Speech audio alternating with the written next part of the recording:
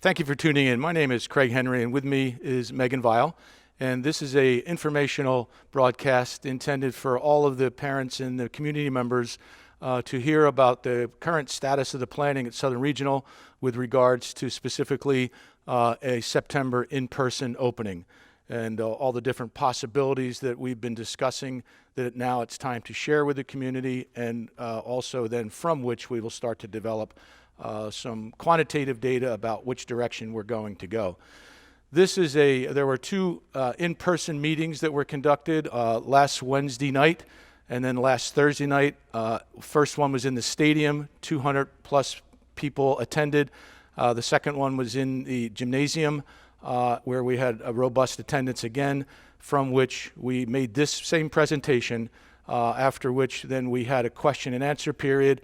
And in this particular broadcast, because we do not have the capability to have a live question and answer period, we will review what the most frequently asked questions were and what our responses were to that question.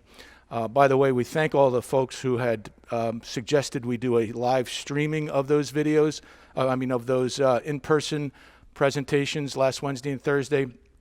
Unfortunately, the same reason that we're here in the 1112 Media Center and not the SNN studio is the reason that we were unable to do a live stream, and that was well before we were in the circumstance we're in.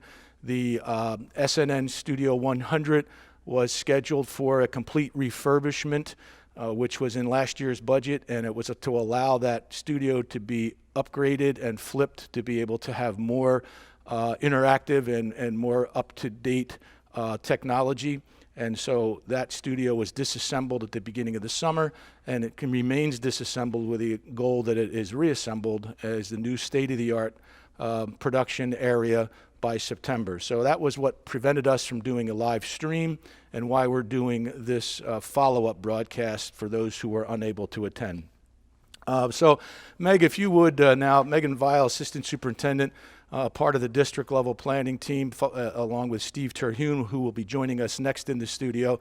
Megan, if you would just give us an overview of June 26th, the road back to reopening plan that was produced by the Department of Education, and what steps we as a district have taken since that publication was produced. Sure. So, ever since March 14th, when our students left us, we've been discussing as a district what it's going to look like to have them come back. And we are eagerly awaiting that day when they can return here to Southern Regional. And we were encouraged by the June 26th publication of the Road Back.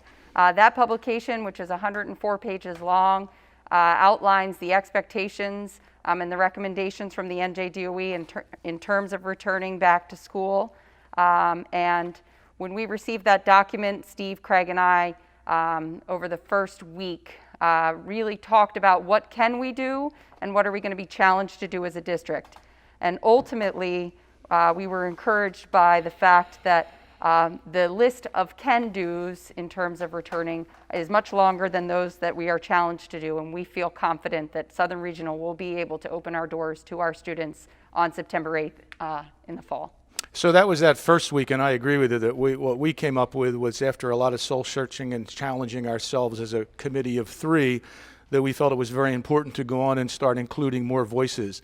So after that first week, when we came to consensus that the can-dos are much more in favor of us than rather what we'd be challenged to do, or the can't-dos, then talk about the processes that we followed from that point on in the next 3 weeks with the district, small building committee meetings and larger district meetings. So as a district level administration, after the first week, we decided that we should be and could be pursuing a maximal in-person return to school 5 days a week for our students. And the following week, we began working with our administration at the building level in determining whether they also believed that the max in-person 5-day-a-week model was possible and worth pursuing. That group, after an extensive meeting, decided that they agreed that goal was appropriate and feasible for our district. We then began our small group meetings at the building level. That's our team leaders at the middle school. And at our high school, we have our site-based committee, both committees who have functioned in decision-making capacities in the past. We also began meeting with our instructional council, which is a group of 40 teachers that represent teachers, guidance counselors, child study team, and all the other areas of our organization that have met to make instructional decisions in the past. They too came together to discuss the goal of a max in-person 5-day-a-week concept. So those groups gave us great feedback, helped us to really define those areas that we need to focus on and the decisions that need to be made in the coming weeks in planning for our return to school. So in summary, we took it from a small district level group to building level groups to bigger groups that go across the certificate areas and the grade teaching areas, and then finally to the full staff meeting for those who wanted to attend, which was a week ago, which then led to the parent meetings of last week, Wednesday, Thursday. So we've cascaded the idea and brainstorming out to a much larger audience each week, and now that's what brings us to this broadcast. Now we're sharing the conclusions and findings and recommendations of this 3 weeks worth of work with the general population. So thank you for that review, Megan. And so now for the viewers' understanding, the charge we were tasked with was that there was no virtual being provided for in the initial document called The Road Back, which was the Department of Education publication on June 26. It was to provide with some portion of an in-person model. And we had the choice of what we call Max in 5, which is a short for maximum attendance for those who can and want to attend in person 5 days a week. The other model we looked at that a lot of other schools are looking at is the hybrid model, which would be some version of partial attendance, alternating days, and the advantage of one over the other is that the hybrid model allows for the likelihood of more social distancing in some parts of the school day, but in not all parts. And of course, the other side of the equation is for the Max in 5 model, the challenges are that much greater for 6-foot social distancing. And so that's the difference between the two. And then also the virtual model was not even something that we were told to consider until last Monday. So in the Road Back to Reopening document, it was explicit that weren't to be planning for any kind of a virtual production. But now, last Monday, that's been reversed, and there is a virtual component, which adds to our the complexity of how we're planning to return.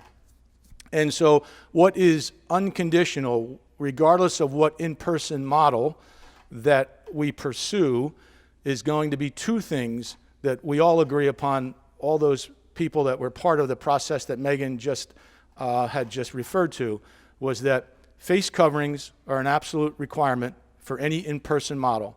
Students need to have them, in my view, multiple. I carry around 3 at every given time so I can transition from one mode to the other. And that's one unconditional, going to be not negotiable requirement. Everyone who chooses to walk in, from students to teachers to support staff, are going to be required to have face coverings and wearing face coverings, as we are here in this presentation when we're under cover of roof. The other unconditional expectation for whatever in-person model we offer is we're going to be asking for the students to be responsible for the sanitization of their own personal workspace. That was something that we feel very strongly about, that is suggested in the guidelines, how important it is that there be sanitization between transitions, but from a quantitative standpoint, it's unreasonable to have a custodian workforce that's going to be able to treat every touch point for the transitions that occur during the course of a school day. Whether it be a Max in 5 or a hybrid, that we just don't have the capacity to assure sanitization of the touch points if it's going to be left to the custodial staff. So another prerequisite, a non-negotiable, unconditional expectation of a student attending in person will be upon arrival at their instruction, at their first instructional site, and after every transition, they'll be asked to take a school-provided sanitary wipe, which I have one in front of me here, one sample. These are everything we use in the district are EPA approved and are effective against the COVID virus. Or we have several different models that our business administrator, Steve Terhune, has been stockpiling, and he'll be on the set next. But that student will be expected upon arrival to take one of these sanitizing wipes, wipe down their chair, their workspace, their keyboard, their kitchen, their sewing machine, whatever the touch point is that they are arriving at.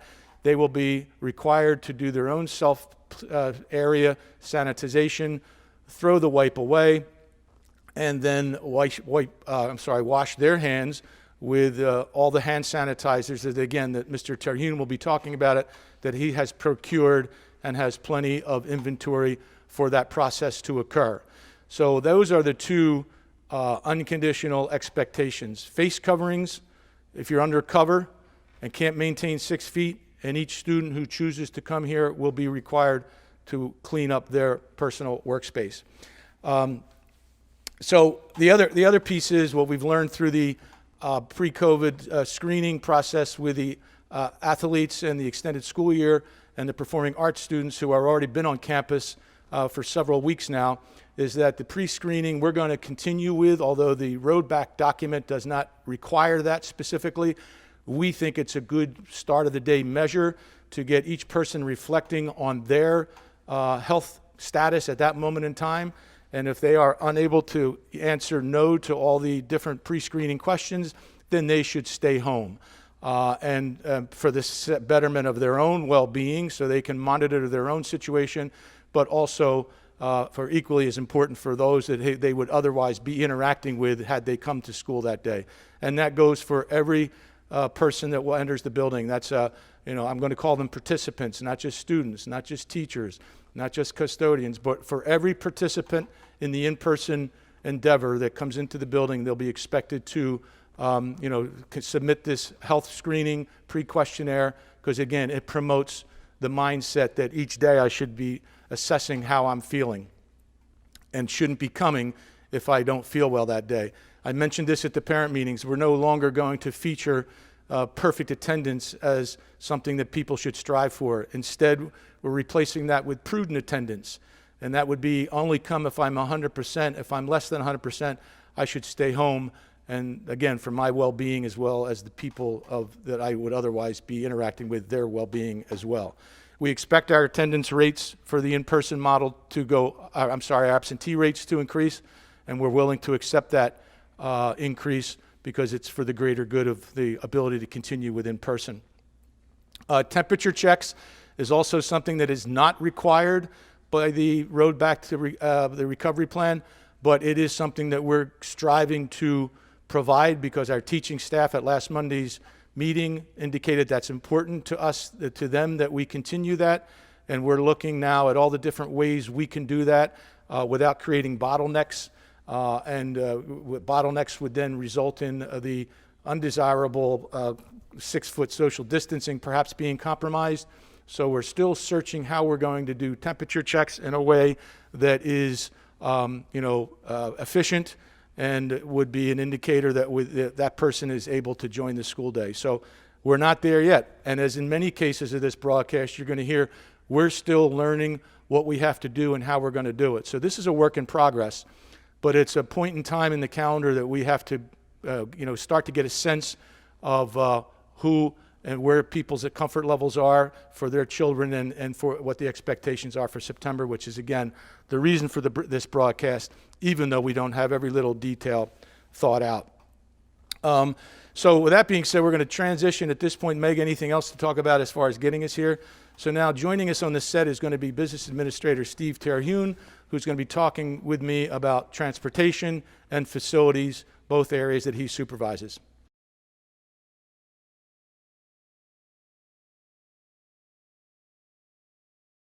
Steve, so thanks for jumping in here and replacing Megan's seat.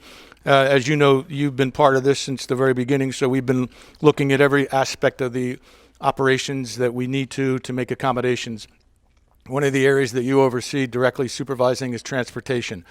Tell me what kind of considerations and accommodations or changes in routine that we have underway for the transportation side of things. Sure. The largest one is a redesign of all the routes in the district to segregate out the middle school and high school students so they're on separate runs coming in and leaving the district to minimize cross contact between the buildings.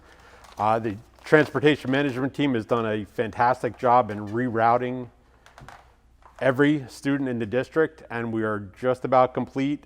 We believe we're going to be able to do it. There may be one or two buses that still have to be cross-mingled between middle school and high school, but at this point we know 46 of them will be separate and attain that goal. We also looked at protection on the bus. So we looked at our bus drivers and tried to come up with protective areas for them. So they will have barriers around them. They have face masks and face shields available and gloves. Every bus will have hand sanitizer on it. So that'll be available for the drivers and the students. And we also have added signage that will indicate face masks are required on the bus. Social distancing is not possible on a bus. So let me jump in there. Sure. So, insofar as social distancing as it pertains, as it's informed by Max N5 or hybrid, and we're going to hear from the hybrid team in a little bit, but we're looking at hybrid would be about 50% reduction. Is there the ability to maintain 6-foot social distancing in the hybrid? no, a 50% hybrid does not allow for social distancing on a bus either.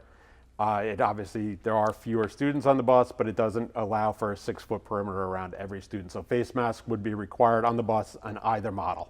Okay, I just wanted to, because there are some who think that if we are going with a less percentage, that de-challenges the common areas, a bus and cafeteria, and that was one of the things that led us to the recommendation, let's see if we can achieve a max N5, because those challenges are there regardless of what percentage reduction you might have. Correct. Okay. Correct. So I interrupted you there. No problem. But I wanted to make sure that was covered throughout this presentation. That reducing the population doesn't necessarily change the intersection points or the fact that in common areas we're going to still be requiring face coverings. Correct. Talk a little bit about the driver protection. You said a little screen area. So what's that look like? It's a plastic barrier that runs behind the driver and then alongside the driver to protect the driver themselves as they're driving the bus, and they are the population that is most at risk in the district. So it provides them an added level of protection as they're driving. And you and I will be meeting with the transportation department and drivers specifically later on this week to try to give them a sense of what the accommodations and are the protective measures we put in place for them. Correct. So in terms of transportation, the other thing that we've decided, so we're going to have cohort-specific middle school only runs, high school only runs, maybe a few blended buses in the back portion of Ocean Acres demanded by population. Correct. The other thing we've got to determine is how many parents are going to drive their child, because that will inform, that compression on the bus. That could greatly reduce it. What I'm hearing is regardless of what model for in-person, there's going to be an increased desire for parents to drop to avoid that bus compression. So the jury's out on that, but time will tell with that in person. Correct. In terms of the other transportation change we're making, which the principals could refer to, but since we're on transportation, previously we waited for all the buses to get here and for the bell to ring to offload. What are we doing differently there? We've made two changes, one for the high school and one for the middle school, in which we're not going to gather and wait for a single bell to release all the students, because it does create unnecessary gathering of crowds. So in order to disperse the students in a more gradual fashion, as students arrive and buses arrive at a high school, they will be released from their bus. And as buses arrive at the middle school, they'll be released, but in a different fashion, likely in waves, in groups of 5 or 6 buses at a clip. So instead of keeping everybody for a single sound stimuli, as they get here, they're going to offload so we can have more of a ribbon effect as opposed to a bottleneck effect. Correct. Now, you've been incredibly impressive in terms of procuring things, knowing that, projecting what we were going to need to procure before we even identified the need. You had things in the queue and are starting to stockpile. Talk about what you've designed for the bus sanitization and the transition touch points on the bus. Sure. We've looked at several models for how to sanitize buses between runs. Several of them were unworkable or not permitted under motor vehicle regulations, so we did find one that works. It is a spraying system that after the students are off, the bus driver can go down, sanitize the entire bus. Takes about a minute, minute and a half per bus, and then move on to their next route. So the buses will be sanitized between every exchange of students on the bus. And the sanitizing agent, EPA, POSHA, OSHA approved, and Yep. all of the different regulatory requirements, it's compliant with that. Correct, and doesn't require any personal protective equipment. It's on the EPA N list for COVID-19. It's available, we have plenty of it. It is green, and the equipment to spray it is arriving on Wednesday. Is there anything else about transportation changes in operation or treatment that we should be talking about or that the parents should be listening to? Not at this point. So then let's transition to the other big area that you oversee is maintenance, custodian, and facilities operations. So talk about what you've put in place as far as the facility, deep cleans, and all the procedures that will be. We know that the student, because they're just, by volume, it's the only way to do it, the students are going to be responsible to affect their own areas. By the way, from an anecdotal standpoint, every student I've talked to has said no problem. Again, the ones I've talked to are so motivated to get back here in whatever fashion that they can. They're all very agreeable to that's a reasonable step that they're all willing to do. So aside from the sanitization of the touch points in the transition periods, what overall changes are underway with the maintenance operation? Sure. We'll deal with the touch point sanitization first. We've added layers for during the school day and extra equipment to allow additional touch point cleaning and sanitizing, as well as bathroom sanitizing on a regular basis throughout the day. So there'll be a constant cycling of that. The equipment will help the staff that's here now do it more efficiently, as well as we're looking at the possibility of some kind of extra change in staffing during the daytime hours to help sanitize additional touch points in bathrooms, as well as the need to sanitize a cafeteria between each and every lunch service. So we do have some systems for that that'll make it very quick. For sanitizing, we've identified a product to sanitize the cafeterias. It's food safe, it is medical grade, it is green, so there are no side effects to it, and it is on the EPA's list, and it has a very quick working time. So it will work in the cafeteria and solve how to sanitize all the tables in between each and every turnover to the cafeteria. We also, to help in the cafeterias, are adding hand washing stations in each building in the cafeteria and hand sanitizer dispensers as well, knowing that cleaning hands before you eat is an important piece of the process. Well, that continues throughout this experience from March 16 on, the importance of social distancing, hand cleaning, and then not touching your eyes because of the amount of germs that you introduce to your own eyes when you go through the eye rubbing. And now added to that has been later on in the discovery of protective measures has been the importance of face coverings. So those are not new procedures, but I noticed that you put all over the campus now hand washing stations. There's 2 in the stadium. They're in the cafeteria. So these are extra areas beside the lavatory. Correct. That somebody can go to do a soap and water wash down and or a Perel or any of the other acceptable standard hand washing things. So great job on that, and thank you so much for doing that. Before we do a set transition and bring the principals in, I think it's important to mention how, because we remained accessible from March 16 on, we were by appointment accessible. Therefore, our essential employees, one group of whom is the maintenance and custodian department, have done an incredible job of learning and adjusting as they went. So our custodial staff has already found their stride and rhythm with their own personal protection, but the importance of them responding to certain situations and the importance of deep cleaning, which they've already learned the deep cleaning process. And my understanding is that we're reloading I think you touched upon this before, the balance of custodial staff to be able to allow a deep clean every night. So Correct. we're not waiting till Friday or calling school off on Wednesday half day so that we can do a deep clean. We're going to be doing a deep clean every night in between the instructional periods. Correct. Our system and model that we have consistently used and will continue to use allows for deep cleaning and sanitizing each and every night. There's no need to wait for a Friday or a Saturday to do a whole deep cleaning. The concept is for the entire district to be deep cleaned every single night.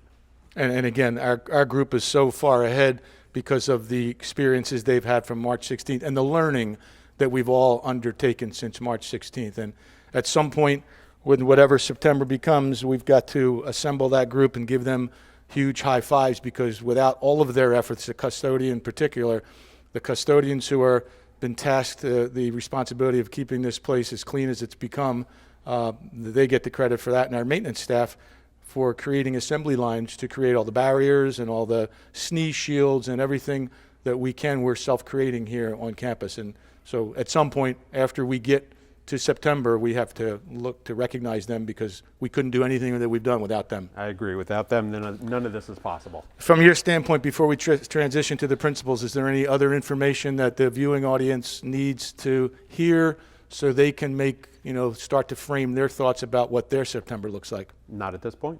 All right, so Steve, thanks again so much for being here. Thanks for all that you're doing behind the scenes in the procurement and the stockpiling. And by the way, that is meant something you and I talked about, that the hand wipes are becoming a challenge to keep in stock. We have enough stockpiled now to get us started, but you don't know if you're going to be able to keep the hand wipes in the pipeline. So you do have a backup plan, which is going to be, go ahead. We do have a backup plan that would allow for a spray bottle application in a classroom and paper towels to act in place of the wipes. We're also looking at the possibility of creating our own wipes off of certain types of paper towels using that same sanitizing product that is, again, on the EPA's list for COVID-19. So if we're not able to keep the hand wipes in stockpile inventory, we're nimble enough to be able to transit. We have enough of the spray bottles to go to the backup plan, Correct. Which is currently how anybody in the cardio room and what the athletes right now, as they are sharing the weight room, what they're using is the spray bottle to wipe down the machinery in between. Correct, and the same product in the bottles. Right, good. Well, thanks again, Steve. At this point, you're off the hook. The next ones that are going to be joining me are the principals, and we're going to talk about different processes in the building that the principals will be looking to implement. Thanks, Steve. Thank you. All right, joining us now are our two building principals, high school building principal, Mr. Eric Wilhelm, middle school building principal, Dr. Elizabeth Braun. And we are now going to talk about the macro changes that are in place. Reason macro, not micro, is because a lot of the detail of the different operational changes are really going to be informed by what the final decision about September is. We have a recommendation that we feel we can deliver the Max 5 in person safely. A lot more challenges associated with it, but they are challenges that we think are worth undertaking. However, there's still the possibility of a hybrid model. There'll be the group talking to us next about what the difference of those two is. And so why macro instead of micro? Because a lot of the responsibilities that Eric and Beth are going to have to be making decisions about will be informed by, soon to come decisions. So the macro decisions now is all that we're able to get into. And each day as we drill down on decision making, the micro decisions will become more attainable. So on a macro level, what are you guys looking at as far as some overall changes that you see from the operation as it was last September to whatever this year's in-person is? I'd say right now in the middle school, we're focusing on what can we do in the transition times, kids entering the building, kids leaving the building, and kids moving in between classes. So we have plans in place to do some things to stagger those so that there are fewer students in the hallways or entering and exiting at any given time. Okay.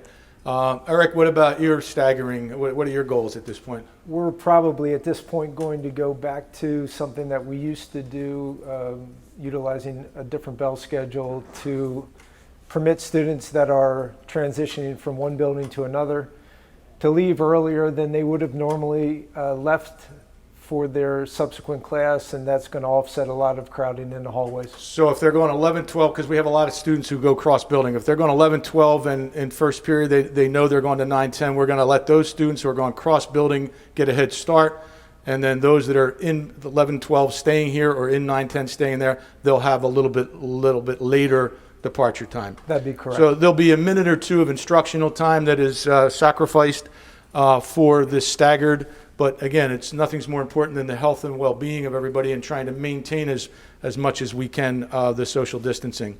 Do either of you, the question was asked in parent meetings and in the staff meetings, what if a student is unwilling to wear a face mask? Well, wearing a face mask, I would imagine in both buildings, wearing a face mask is going to be mandated for all staff, students that are coming here to work and to go to school. And because we have a virtual component, those students would be asked to place a mask on. If they don't put a mask on, they're going to be asked to go home. So the short answer is it's an absolute requirement, non-negotiable, unconditional. If you're choosing to come here, it's with a willingness that you're going to be wearing a mask or masks, plural. Like I say, I carry several around with me, and the unwillingness to do that then means that you're making the choice to go virtual. And I would add to that at this point in time, we've all been trained to adhere to a mask requirement, whether you walk into the WALA or anywhere else. So this is nothing new. And we believe that our students will be compliant to that and they will jump on board because they truly want to be back here. Yeah, and I think so too. And judging by the 500 students that are already back on campus, they've already demonstrated their willingness to do whatever it takes to get back on campus, which we're proud of the fact that that's how they feel about Southern, and that's how we feel about it too. So the transition, getting off the bus is staggered. Getting in between classes will be staggered by a staged release flow. What about the other common areas, the cafeteria? What kind of changes are you envisioning as far as the cafeteria process? In the cafeteria, we're going to be changing our seating so that we do have 6-foot distancing during lunches. That means we're going to expand and use the entire cafeteria for each seating of lunch. We're also going to have outdoor seating that's available. We'll be able to utilize the stage or the media center on days when it's not feasible to have students outside for lunch. But we do have enough of those large spaces that we can accommodate the 6-foot distancing for lunches. And so we've looked at the 9-10 square footage and the middle school square footage, and both of those cafeterias have expansive enough square footage and alternate sites that we can feel pretty comfortable about spreading them out, because we know that you can't wear this when you're eating. So we're gonna be able to spread them out and give them other options.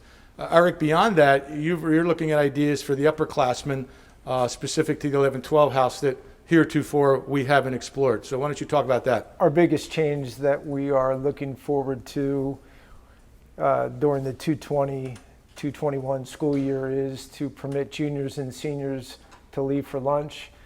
We've never had any type of leaving for lunch process before or policy, but considering COVID and social distancing, that's something that we're looking at. Normally we would, and it's going to go out in our parent letter for drivers, that we're going to ask parents to be agreeable and check a box to permit their child to leave if they're a driver, and we're going to extend that to all juniors as well, so that they can leave during their lunch periods, obviously with the return for their subsequent class period, but that's going to offset quite a bit of any type of crowding that we would have had. We also utilize the 11-12 library, so students are going to have the ability to eat in the 11-12 CAF as well as the library, and I think in conjunction with the permission of them leaving campus to go for lunch, that should offset any social distancing issues that we would have had. What are your thoughts as the building leaders in terms of a teacher, beautiful day like today, albeit hot, but nonetheless want to take a class outside, sit on the lawn to have the lesson for those lessons that are doable on the lawn, and spread them out and pull the mask down? Have you given that any thought? That's definitely been something that has come up at our building level meetings, and the teachers are very much on board with that and utilizing the beautiful campus that we have as much as possible for all types of classes, not just physical education. We certainly at the high school would be permitting teachers to take their classes outside. No different than we're going to set up tables outside of the cafeteria to allow people to dine outside while the weather permits. So all of that's going to be in play with the goal in mind of having kids back in school. Good, good. And I knew that was your answer, but I thought it was important to ask the question so everybody could hear that we're going to be as extremely reasonable and flexible as we can be. Understand, even for the time that I've been doing this broadcast, the amount of time I've had to adjust this thing and feel the perspiration starting to gather, accumulate, that as much as is possible, we're going to give the opportunity for the students to be in an environment where they can demask as long as they have, meet the requirements of the social distancing guidelines and are well outside of that 6-foot range. We're going to look for teachers to make good sound judgments on when they can give those students in their class that opportunity. Absent the 6-foot distancing and being under cover of roof, the expectation is going to be, again, the mask is very important because whether you like a mask or not, what's proven without a doubt is that it's played an instrumental role in turning the numbers here in Jersey to a more acceptable trend. The other thing that the physical education group isn't here, but talk about some things that are underway in the physical education curriculum and what that looks like in September. Well, for physical education, we're not going to use locker rooms. We are transitioning instead to more of lifetime, low-impact type activities that students can just dress comfortably for school for the day, not needing to change to participate in phys ed. We'll be outside as much as possible for physical education. And again, just the change in the type of activities that kids are going to be involved in. Not as many competitive games, more lifelong skills. Walking and things of that nature. We're following suit at the high school.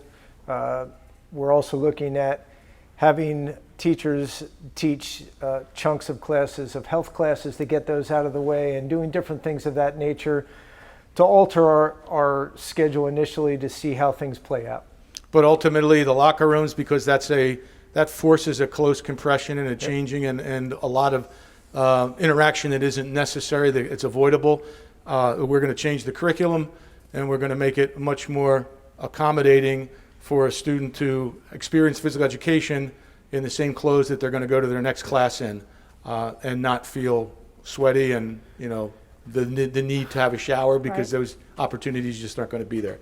Another example of how we're looking, and that would be the case whether we were hybrid, partial attendance, or whether we are max in 5, those changes are going to have to occur anyway, because again, all the intersections and all the compressions are common to the intersection, not just to whether everybody's here or whether it's just half of the population's here. Every one of the changes and every goal that we collectively have is to have students feel comfortable, have their parents feel comfortable, and to have them back in the building.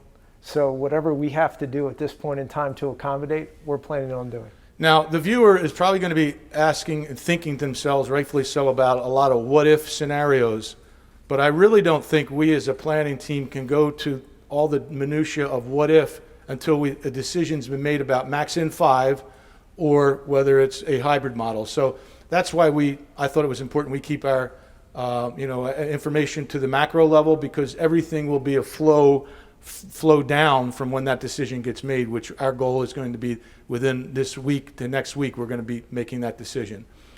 Is there anything else that you can think of from a building perspective that you would want to share with the viewing audience before we transition to our next team? One other thing I think would be that we're encouraging kids to bring their devices to school so that they can use the features of Google Classroom and other online formats even during the school day. So that's one thing that our teachers were very excited about, and kind of expanding those opportunities in class face-to-face. Okay, good.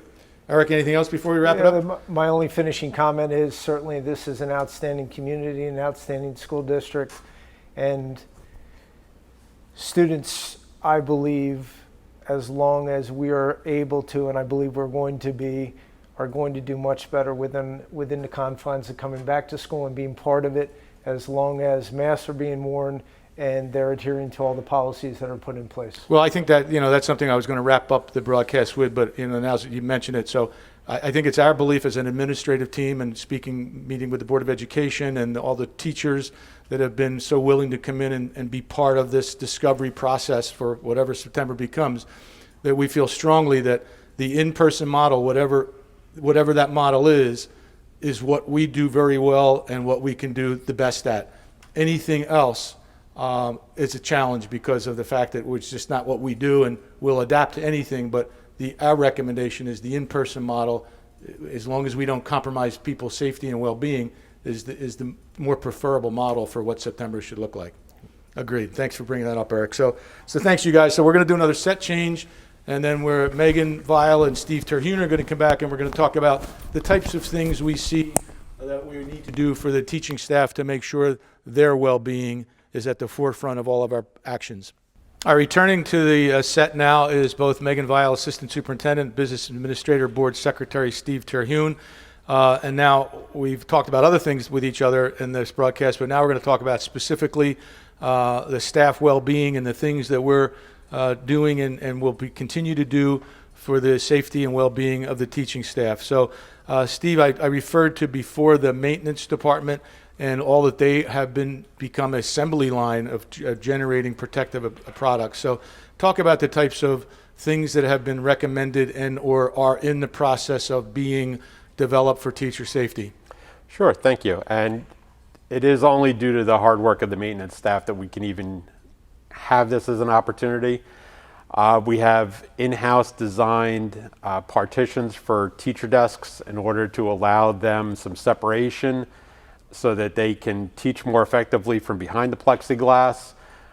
They also have secured face shields for every teacher and as well to help with the instruction and the distancing within the classroom and provide a variety of opportunities depending on the need of the teacher. And on the face shields, and this is an example of how rapidly things change or expectations or recommendations change.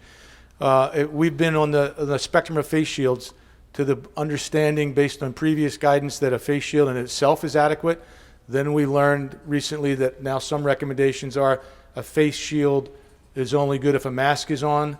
And then there's still no recommendation on is a face shield and mask necessary if we have a shower curtain or some kind of a complete enclosure around a teaching station. So again, that's an example of how we're going to be as nimble and as fluid as we can be, not at the cost of compromising individual safety, but how recommendations and guidelines are changing so frequently.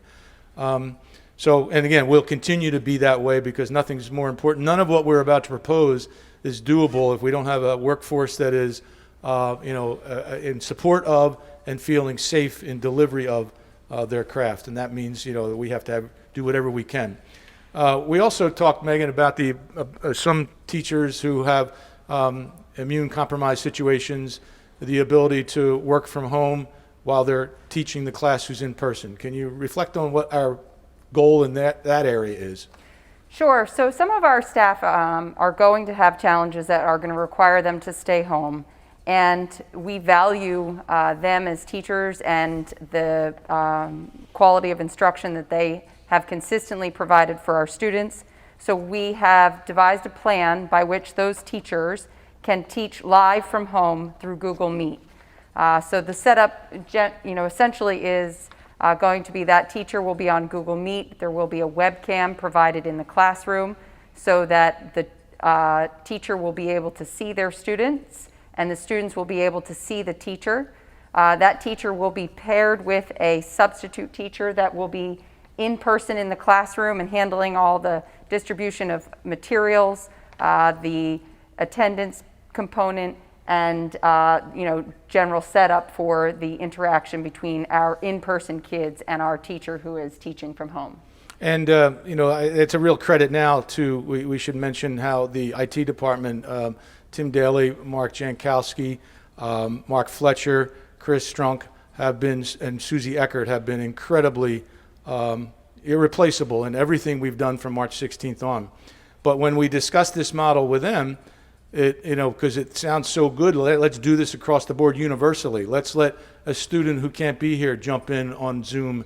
What did we learn in spite of our technology department's competency?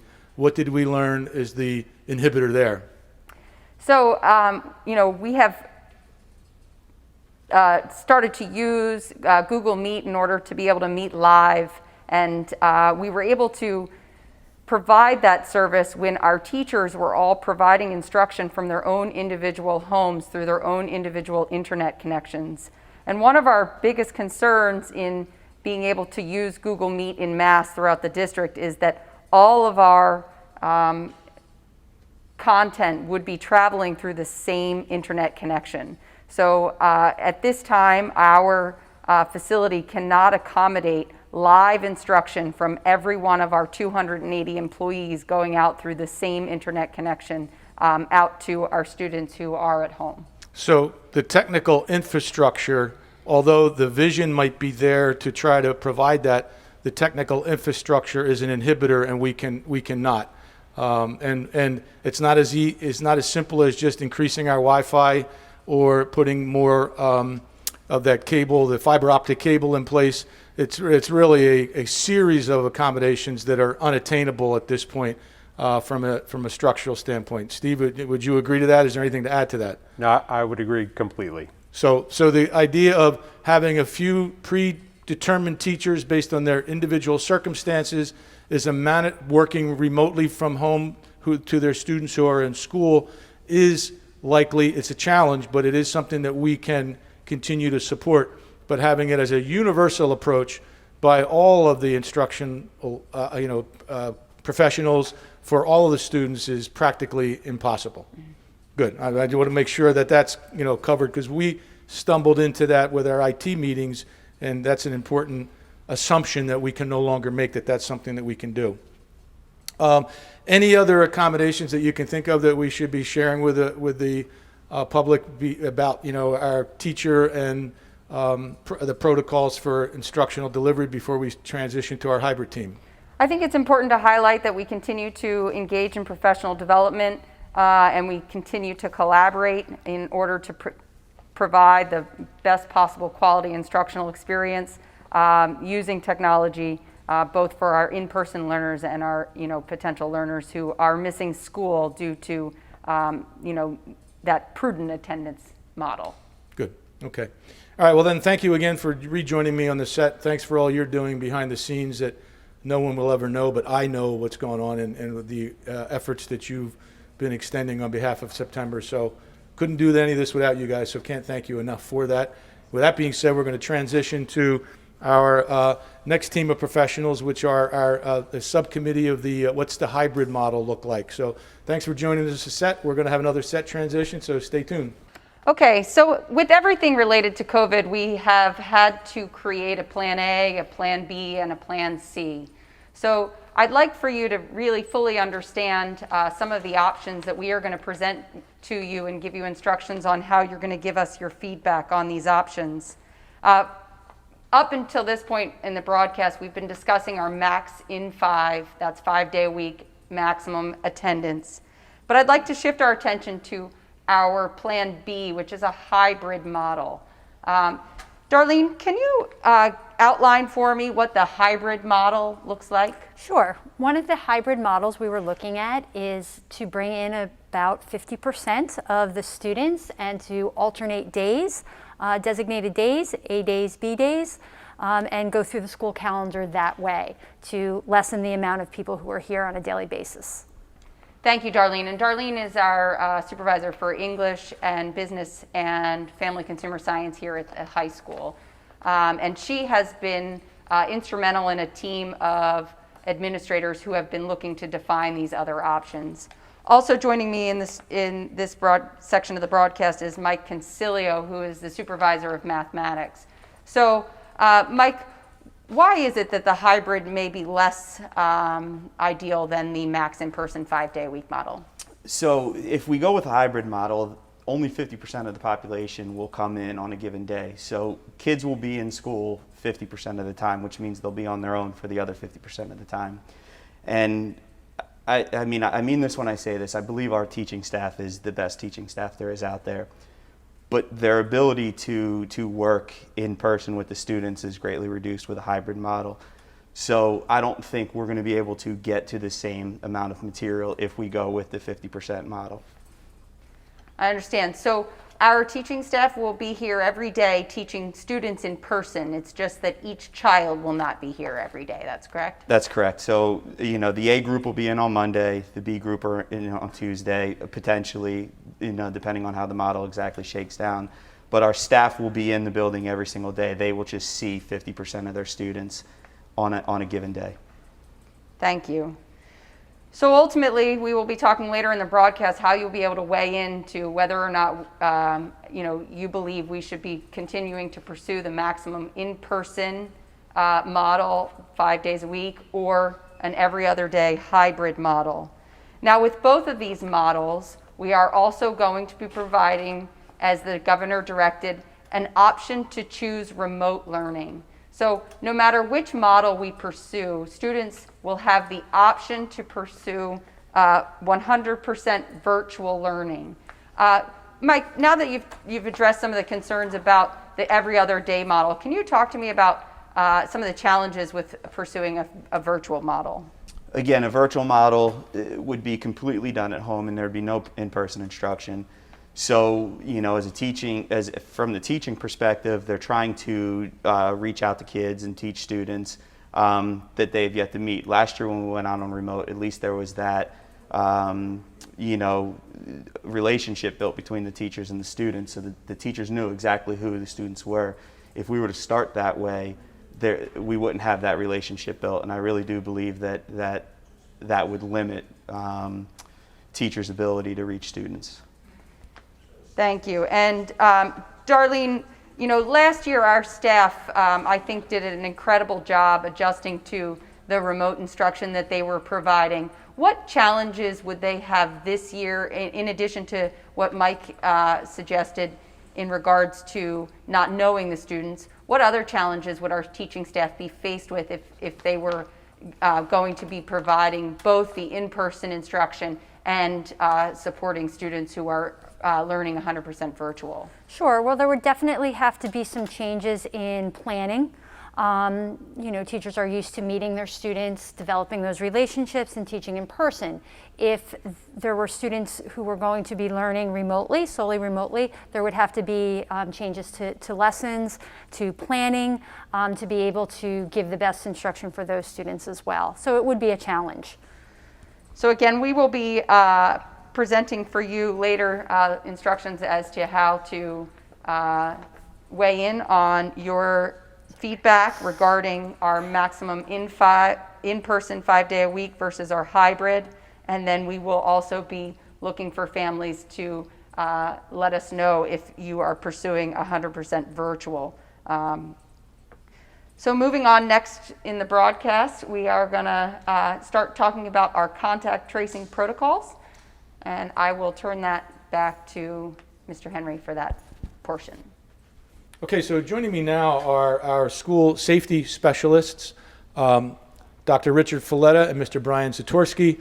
And gentlemen, when you took on the responsibility of school safety specialists, COVID-19 and pandemic responses were never even in our vocabulary. You actually were given this task when that was referring more to how to respond to critical incidences, whether it be an intruder or somebody gone missing, or all those kind of random acts of violence that sometimes can impact a district. And unfortunately, your focus has completely switched to another whole school safety specialist, which is how to prepare the organization for the event of any kind of COVID-19 intrusion.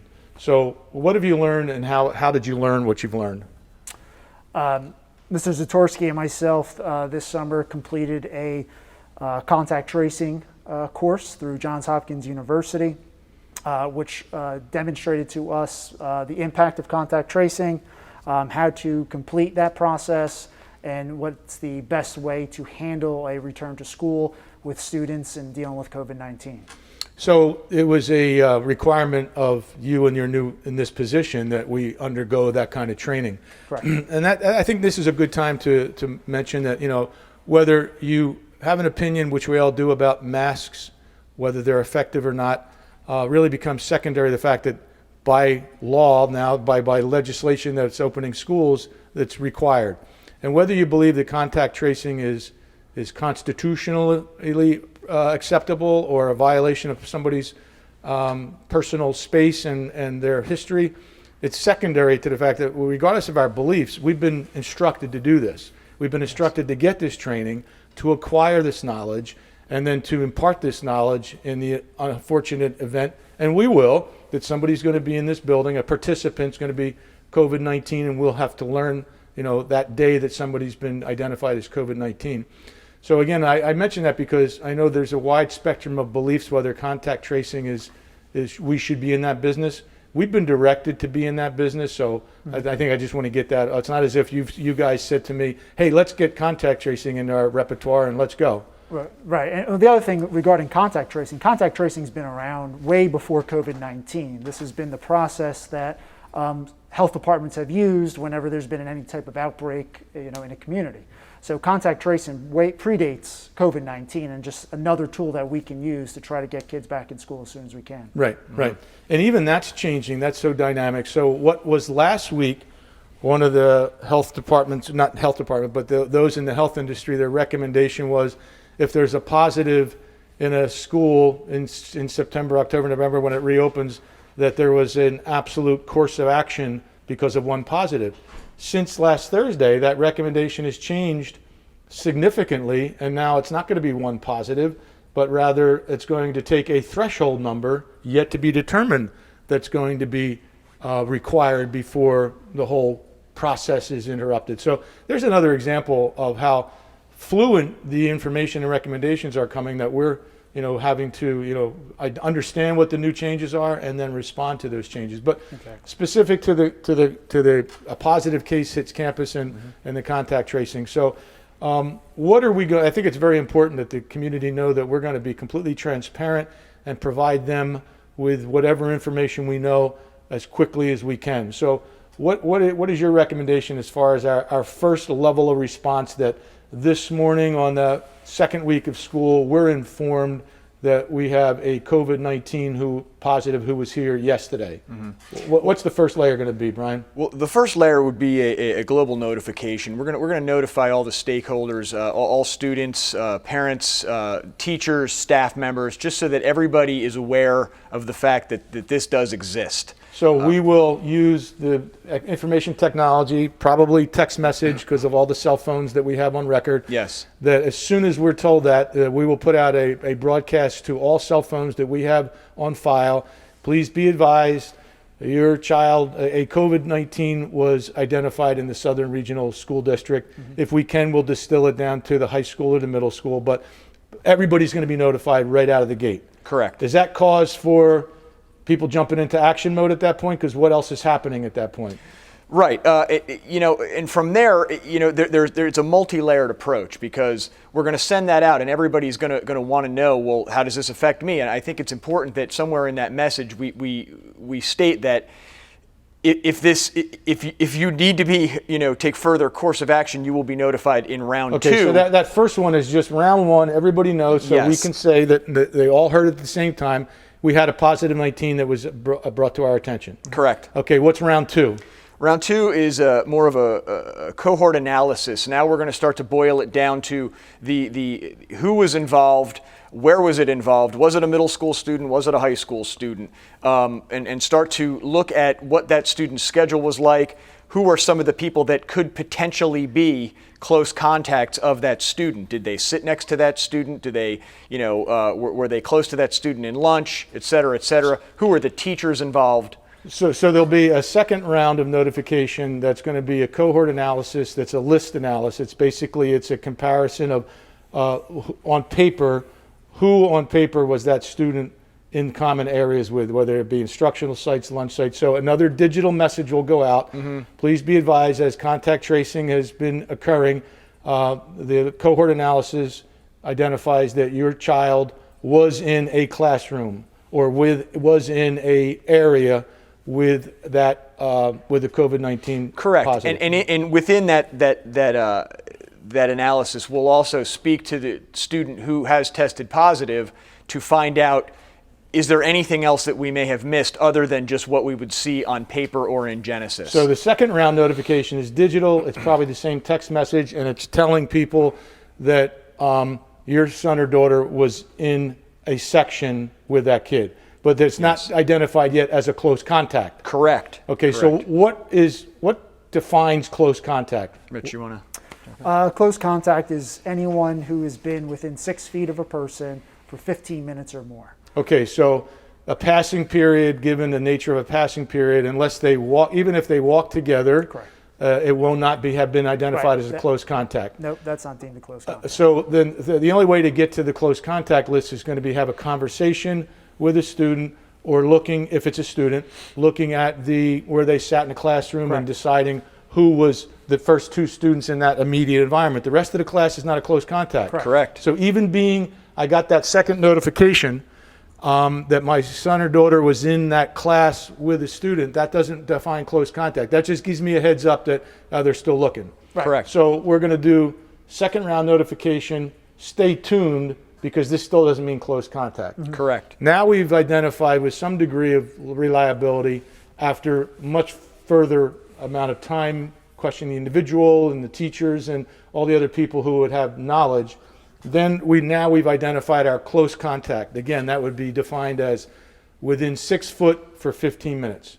Using that criteria, what's the next step for those who are identified as the close contact? So at that point, then I believe a personal phone call will start going out to the parents of those students and explaining to them the situation, what occurred, and what the next steps for them to be at that point with their own physician, their own doctor. So that's at that point that we will then reach out with a phone call and say, no, we've learned that your child sat next to for that whole period, so that's close contact. They were masked up, they followed all the other guidelines, and that's the other thing I think we need to emphasize here. Whether we are in a max 5 in or a hybrid, the close contact is still going to be unavoidable, and if we have a positive, we're going to still come up with a list of people who are going to get that message. Then the message is going to be personalized from us, a phone call identifying that your child was determined to be in close contact, and now you're in the protocol, and the duration of that will be determined by you, the parent, and the health official, the physician that we're going to require physician review and clearance. Correct. Most are going to recommend the test, but that's really up to the medical practitioner, Right. and we're relying on their expertise for that to happen. Yes. Now, when it correct. comes into testing, this is a sidebar, but I'm really proud about the fact that I've been working with our local community leaders, and we are moving towards having a rapid response test right here by one of the local providers in our community, because I know that has been a cause for a lot of angst by someone whose child works in the restaurant industry, or all the different reasons that somebody's been identified as close contact. They go for the test, and it's been 8 to 10 days before they get the test. Right. We're inching closer, and I'm going to be in a conference call later this week with decision makers of this community who are, looking to provide, and I think we'll be able to provide by September, a rapid response facility. So certainly within a day, but the one that we know is available would be within an hour of being recommended. You'll be able to, find the results of that. So we hope that'll provide some peace of mind for people who are angst about, if there's been exposure, how do I know, and how does this impact the family? So, we're making some strides up there. We're not there yet, but again, that's how seriously we're taking this. Now, when you had your training, and I'm looking at some of the guidelines, it's initially intended that the health industry is going to do the contact tracing. Correct. We made the decision to endeavor at least the first couple rounds ourselves. Can you talk about why we should strike while the iron's hot, so to speak? Well, I think it's just in everybody's best interest to try to mitigate any risk of spread. I'm not questioning the health department's timely response, but we do have access to the student schedules right in front of us. We do know these kids. These, are students that have been in the district. We know who they travel with. We're comfortable talking with them. Whereas the health department, they're pretty much starting at ground zero with their initial questioning.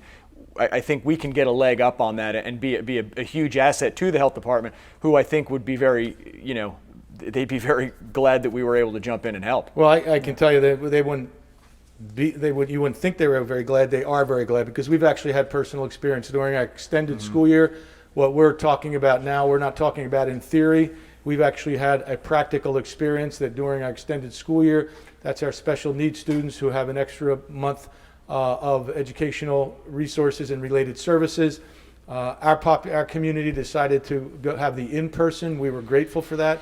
And we, during the in-person extended school year, we had a participant who on July 9 was the last day in service. On July 11, notified the supervisor they weren't feeling well. On July 14, they sought physician review. On July 16, it was determined that they were COVID positive. And because we understood the protocol, you guys had done such a good job of learning from Johns Hopkins and giving us the information, we were able to jump right into the contact tracing review. And by midday of that same day, we had completed it and then reported our results to the health department, who commended us for having done it so well, and that we should become the model for other schools because of the volume they're dealing with, they wouldn't even have gotten here.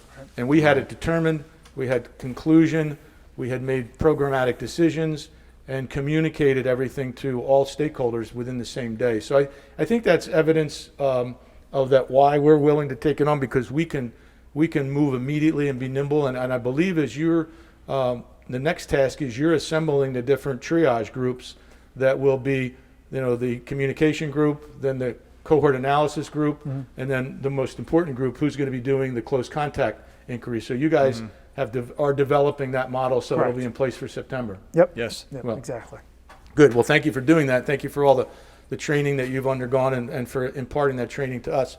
With regards to contract tracing or going into the protocol, anything that we haven't talked about that we should include for the peace of mind for the viewers who are going to be making a decision about what their September looks like? I mean, I think the best way that we can take care of this is really just to be as preventative as we can. All the things we already know: masks, washing your hands, trying to stay as far away from people as you can. In every situation that you can. I think that the best way to mitigate any risk is just to try to avoid it in the first place. So that's really, we're going to go back to that basic, reminder for all students, and then in the unfortunate case that we do have to spring to action, I think we're going to be ready to go. Good. Well, I couldn't agree with you more, and that's going to be whatever September looks like, whatever model we end up implementing. One of the underlying repeated messages as frequently as you have to is about covering, washing, don't touch. All those basic things that we all learned in kindergarten that we never really realized how important they were going to be until now. That'll be our point of emphasis for the September startup, whatever September looks like. Well, thanks for all you've done. Thanks for that wrap up, Brian. I couldn't agree with you more. And now as we approach the end of this broadcast, we're going to be, Megan Weil is going to be rejoining to talk about, again, reviewing the different models that are there and how we as a district are planning to go forward. All right, so as we continue, this is our final segment. I've changed face masks because the other one allows me to breathe better, but it was losing its elasticity and its ability to stay up there. So hopefully you can hear me as well. And we're wrapping this up. And our original goal was to keep this broadcast to 20 to 30 minutes. As this taping has unfolded, we realized that's an unreasonable goal. And the reason we wanted to keep it to 20 to 30 minutes was to not make it long and laborious and lose viewer attention, but given the magnitude and the importance of where this broadcast takes us, and that it informs people who have to make very important decisions about their child in September, we're sorry that it's taken this long, but at the same time, we think each of these topics were important enough to cover in as much detail as we've covered them. So as we wrap this up, one of the things we want to distinguish is I did not do a good enough job in the first parent meeting of distinguishing between the three models, and that they will not be coexisting and flowing back and forth. So we have a max-in 5. That stands for maximum attendance in person 5 days a week. That's the one that we still feel we can offer without compromising safety and provides the most continuity from an educational standpoint and the best platform from a social and emotional stability standpoint. The other in-person model is the hybrid, which would, as you heard when Megan interviewed Mike and Darlene, that's a reduced population that would have alternating days or more detail to follow that we're not provided to give now, because we really got to find out who is preferring that model and how many would attend. And the third is the virtual, which up to a week ago we weren't even permitted to entertain, and now we're required to offer as a parallel path or as a standalone. So at the end of this broadcast, I'll be telling you how we're going to get your opinion on which we should be doing. But right now what we're talking about is either a max in 5 coupled to a virtual, walking hand in hand, or, but not end, a hybrid, reduced population, alternating, walking hand in hand with a virtual. So those are the two that we're going to be offering, either one or the other, but not both. So with that being said, Megan, you talked about the virtual component with Darlene and Mike, and before we get to the parent frequently asked questions, did we feel that the virtual will ever be to the standard of either of the in-person models? No, unfortunately, I think the art and science of teaching happens in the classroom with the teacher and the student. Without that direct contact between our teachers and our kids, we are unable to really tailor the individual lessons to meet the needs of the learners the way we are in an in-person classroom setting. So, and I think that needs to be said, because a question was asked of me on the second night, the Thursday night parent meeting: how will you guarantee that the virtual is going to be to the standard of the in-person? And I said with no hesitation, and I still feel that way, the only thing I will guarantee is the virtual will never be to the standard of the in-person model. We'll do the best we can with the virtual, but actually what that virtual looks like is going to be a function of how many people pursue the virtual. And so if there is a more than number that we feel we can accommodate, we're going to be looking to outsource that virtual to the many, many providers who are out there already in the virtual business, so that we, the staff here at Southern Regional, can provide the very best we can for the in-person, whichever model of the in-person that we end up determining is going to be meeting the needs of the parents. So with that being said, and we'll get back to that in just a minute, but Megan, there were some frequently asked questions. There were some individual questions that we answered, based on their child's needs on that particular evening of Wednesday or Thursday. But then there were some global community type frequently asked questions that we thought would be useful for you, the viewing audience, to hear. So Meg, fire away. What was the first of those questions? So if we pursue the maximum in-person 5-day-a-week model, what does the class size look like? Well, so the class size there would be bigger than it would be if we're in a 50-50 hybrid. And so we're looking now, it would be equivalent to what our class sizes were in previous school years. But what we are looking to do is looking at our larger sections and seeing if we can split those sections and provide extra sections for that, where a 25 becomes a 12 and a 13. There's a lot of movement in that, but we are looking at our sections trying to reduce those class sizes. But whatever we do, that not every class size is going to be reduced to the point where there is 6 foot of assured social distancing, which would then allow a demasking. We know that that's going to be very unachievable on a wholesale basis. Maybe for some of the more commonly scheduled courses with multi-certificated areas, we can provide that. But more work needs to be done, and we really need to figure out what the community flavor is before we do too much more work on breaking the sections. Did I answer that question? Yes, and how about our classroom layout? How will that be changed due to COVID? So to the extent that our square footage allows, desks will be reconfigured, so there'll be no more end aisles, edge aisles or back aisles. Everything will be compressed, or not compressed, decompressed to the perimeter to allow a less compression. Also, there'll be, following the CDC guidelines and also the road back to reopening, there will be no more face-to-face desks, that collaborative where 4 students were facing each other, working collaboratively in group assignments.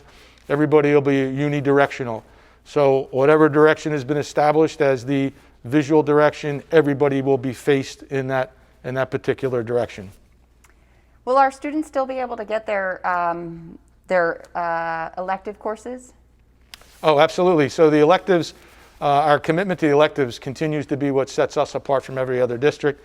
And all the elective courses fall into the same bucket of whatever provisions and accommodations we're making for the core content courses. Goes without saying, our commitment to the electives remains the same. How about our schedule for the day? Will our daily schedule be shortened or changed? No, the start and end times will be the same. Instructional time, the passing periods, because of the staggered release of students that we talked about with the principals, that might be negatively impacted by a couple of minutes on give or take on either side of the transition. But the start and end date of the school day, or not end date, but end time on the school day, remains consistent with previous years. How about attendance policies? How will they be impacted? Well, we want our attendance absentee rate to go up. We want people, as I said previously, we want people to stay home if in doubt. And also, will that impact grades? I think everybody knows what's at stake, so we will be much more understanding about the need to flex due dates and to provide resources to a student who is home either on a day basis. If they're in the protocol because they are a close contact of somebody who was tested positive, we're looking at ways to verify that while in the protocol, they were logging on and getting work done. So we don't want those to become absentee days that are charged against the student's attendance profile, provided we can make reasonable accommodations and the student and the family are demonstrating reasonable efforts to try to keep the learning activity underway while they're in the protocol. Because what we're finding out through the summertime of activities, most people that go in the protocol, when they come out, they've come out negative. So they were in the protocol because of an abundance of precaution. We don't want that abundance of a precaution to become an inhibitor to the cognitive development. And how about sports and extracurricular activities, clubs, etc.? Are they going to be impacted? No, and I think what I'm about to say, I hope illustrates how nimble we as an organization are going to be and are committed to being, where what we said one day could change based on recommendations or personal experience. I was asked that question on the Wednesday night, the first night of the in-person presentation in the stadium. And I thought out loud to myself, but on the microphone, that why would, if someone was unhappy, or I'm sorry, not unhappy, unable to attend in person because of some circumstance, why would that circumstance change at 2:30, and why would that be okay then? And that was my first response. On the drive home, I reflected on that and realized the magnitude of what's at stake here. That was a short knee jerk that I didn't think it through. And long before we connected again Thursday morning, I had already come to the conclusion that that was a premature knee jerk and needed to be revisited. And it was already before you told me about a gathering momentum of concern about that I had already reversed myself on that and decided that if a student stays home, either on a daily basis out of an abundance of caution, or because they are choosing the virtual pathway as the parallel pathway as opposed to an in-person model, that under the circumstances, that student should still be permitted to come in and be part of after-school activities, whether it be club, performing arts, the athletic program, all the many things that, again, set Southern apart. If you're on the virtual pathway, you can come in the afternoon and be part of things. We won't be able to have the ability to provide transportation. We'll be challenged just to provide these segregated age cohort runs to and from school. But assuming that the child could get onto campus if they're a virtual learner, we certainly would be welcoming them with the same precautions, whatever screenings, whatever things we have in place would be the expectation for anyone coming onto campus. Specific to that, with regards to illustrating how frequently and how rapidly things are changing, the preconditioning screenings and the temperature checks that were last week determined to be very important by new CDC guidelines that were published Thursday night. While I was addressing that second parent meeting, those guidelines were released, which are now saying that pre-screening and temperature checks might be inhibitors and unreliable and not necessary. And that's an example. That doesn't mean it's informed what we're going to do in terms of things we've said here versus things that happened in September. But I think it illustrates how fluently and how quickly things can change, and that requires us to be as fluent and adapt as quickly. So that's the primary questions that we answered during the parent meeting. What if a parent has an additional question that we didn't address here in our broadcast? Thanks for asking that, because again, because of our incredibly competent IT department, there's going to be a Dropbox. I said to the parents that that would be in place last weekend. It wasn't doable because of some technical difficulties our programmer had encountered.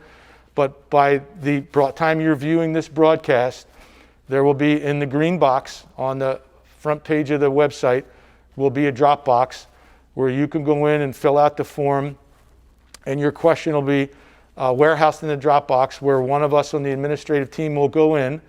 And if it's a personal question about your family or your child and your personal circumstances, you will get an individualized response from whoever the respondent is. If it's a global question that we think is not personal and not going to be, compromising your confidential information, we will post that on a whiteboard where when the response is made, the question and the response will be there for all to see.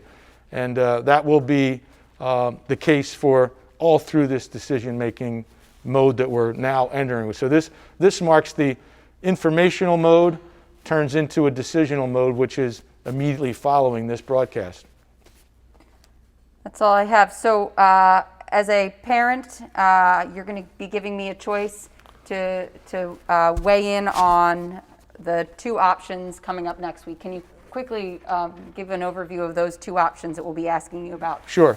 So you've been hearing all along that our recommendation is that we feel the best educational instrument is the Max in 5. Again, that stands for maximal attendance in person 5 days a week. We know that a lot of other schools, because of the social distancing and trying to maintain that 6 foot, are offering a hybrid.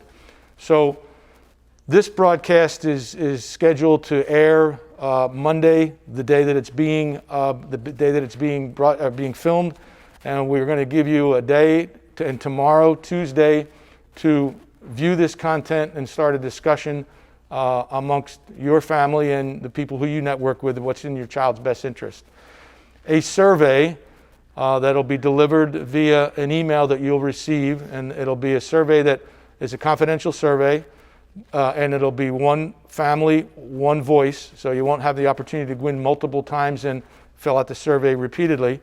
And that survey will ask you, after viewing this information and checking your comfort levels with where your family is in this era of pandemic situation that we're in, which you prefer.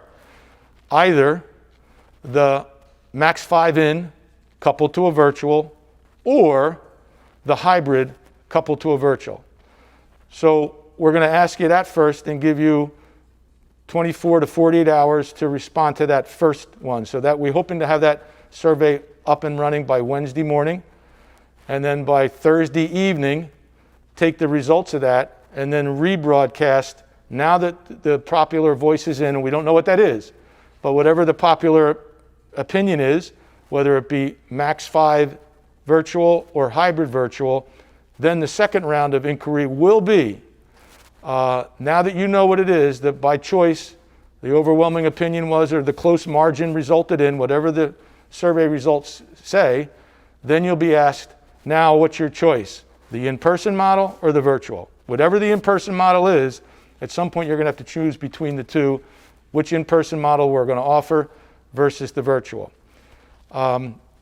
And then the results of that will allow us to start drilling down on the micro, as I mentioned a couple times, until we get particularly the size of the virtual selectors. We really can't drill down on the micro side of that until we find out what, from a quantitative standpoint, where the preferences fall.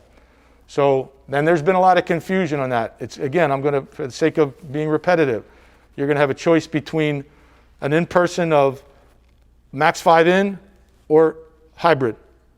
Both eventually will have a virtual attached to it. The second round will be, now that that choice has been made, it's one of those two in-person, which are you going to choose, that in-person or the hybrid? And then from that, we'll start grinding out the details of what we need to do. And again, from a school's perspective, the hybrid offers less challenges. We're still recommending the Max N5, assuming that we have stakeholder investment from all the participants. That's the staff, most importantly the teaching staff, the custodial staff, and all the people that make this building operational, because without them being on board, we have no product. But assuming that we can continue to get consumer confidence on their side, that'll be the choice. And then we'll start working on, and we're hoping by next Wednesday to ask people to, to be able to have the final decision made by then so we can start getting to work. That would beg the question, is that their final choice? So Megan, why don't you answer that? So I'm asking you now, the Vial family chose, you know what, it was whatever the in-person, and I'm not going to try to influence the in-person by saying which one, but the in-person and the virtual, which are we going to choose? And once you make that choice, once I make that choice, what's my flexibility there? So I think it's important for us to recognize that as things change, we want to be flexible for our students. However, it is important that we as a district have an idea of how many students who are going to require that virtual or at-home option for us to be able to allocate resources, staff, and to plan for that.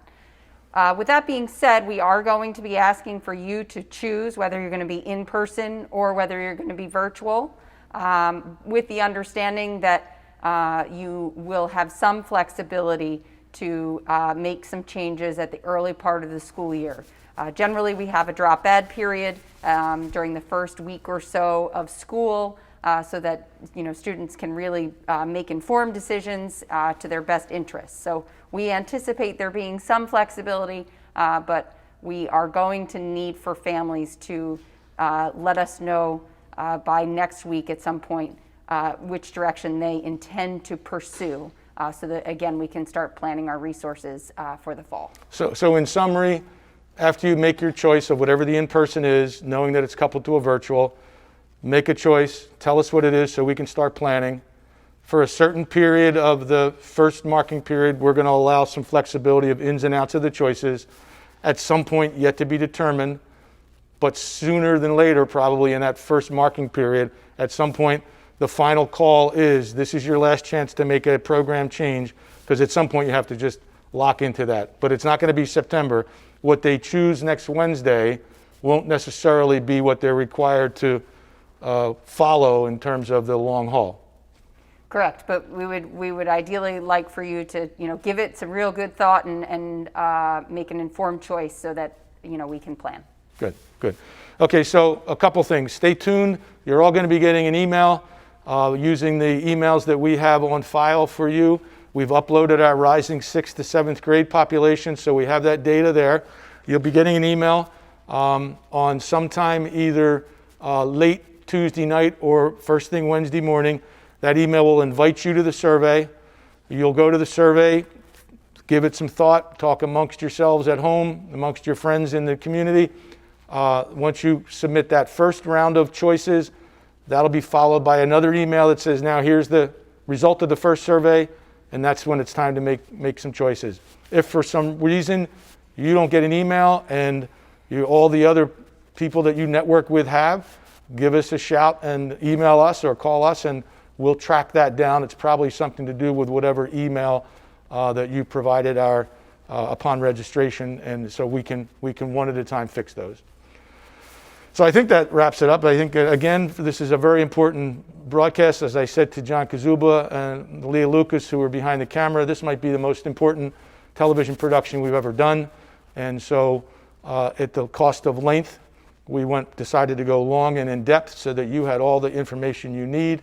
And now we ask you to go into the contemplation mode and eventually go into the decision mode. So thank you for tuning in. I do, as I said in one of my correspondence, I do pledge our best effort to do the best we can on behalf of your child and you.